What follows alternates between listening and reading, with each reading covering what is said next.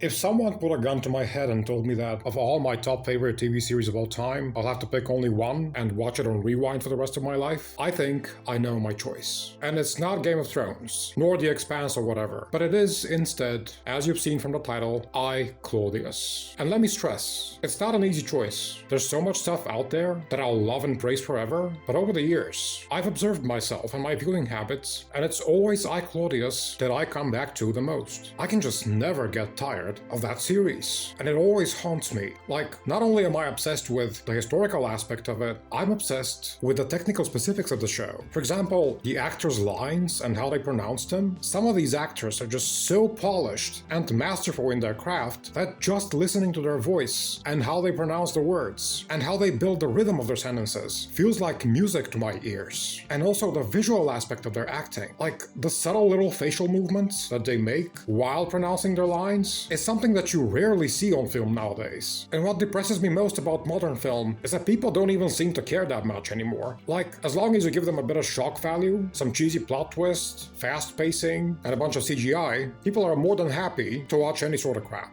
And me, I just keep thirsting for a sense of actual human drama, where you feel like the stakes are real, and it grips you so much that after you're done watching it, you can't stop thinking about it for months. And this precious lost sense is what I keep getting from I Claudius, like the gift that keeps on giving. It's been probably more than a decade now since I first saw it, and to this day, I have not stopped rewatching it every now and then. And what's even more insane is that, on the surface, I Claudius is more or less just 13 hours of people talking in different rooms. How then is it possible that it's gripped me so much? And, as is my wont, I'm doing a deep dive into my brain to try and find out what it is, in particular, that makes me so obsessed with I Claudius. And I've now come to my first realization, which is the topic of this video. Actors that are not what you'd call conventionally attractive. So when it comes to modern films, the other day, for example, I published a video where I rant about Nolan only casting the same people over and over again, and it's like Anne Hathaway and Zendaya and Tom Holland and whatever. And my problem with this is not only my thirst for diversity of new and unknown talent, but it's also that, in my view, the realism of modern film is partly ruined by the fact that they're only casting actors that are either very traditionally attractive or at the very least not unattractive. Like, think about Game of Thrones or Star Wars, for example, the big names. How many people do you get there that are like actually quote-unquote ugly? And let me just say, I'm very aware pretty and ugly are very subjective and flexible terms, but no matter how hard you try to beat around the bush, you must admit that at the end of the day, there is a kind of universal delineation between what's nice to look at and what isn't. And I know that's horrible of me to say out loud, but you gotta face it. Humanity is horrible like that. We have our primal animalistic habits,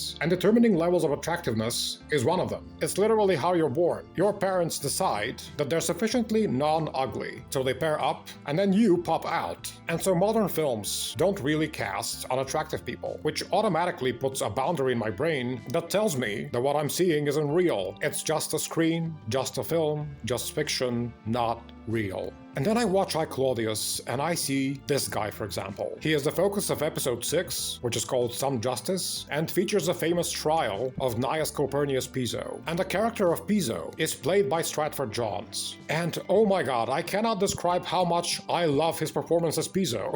Every single line, every single expression he makes is freaking phenomenal. He not only perfectly fits the historical character in terms of behavior, but also looks the part. The real Piso was like your entitled rich bastard who wanted to get rich and powerful while doing whatever he wants without consequences. And this guy gives off precisely this vibe. Plus, visually, he looks like my drunk uncle.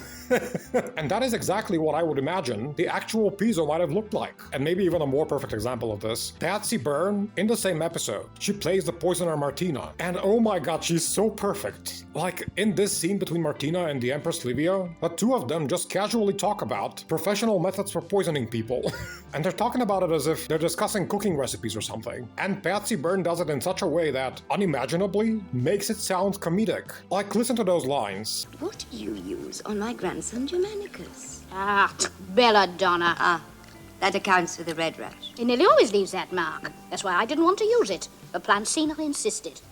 I warned her, but she'd been told by know-it-alls how tasteless it was. You know what people are like. Amateurs. It just stuns me and cracks me up at the same time. And then what adds to this effect is that Patsy Byrne also looks funny. Like, imagine what you'd picture if you hear about a poisoner on Game of Thrones. You'd think of like Melisandre or Cersei or whatever, meaning the usual trope of the femme fatale. And then look at Patsy Byrne in I Claudius. I just love her so much. And I love her both because of her amazing delivery and because of what she looks like. I could listen to that woman just talk to me like that all day without getting tired. And also look at that, look at how she eats. She eats like a pig, and I totally love it.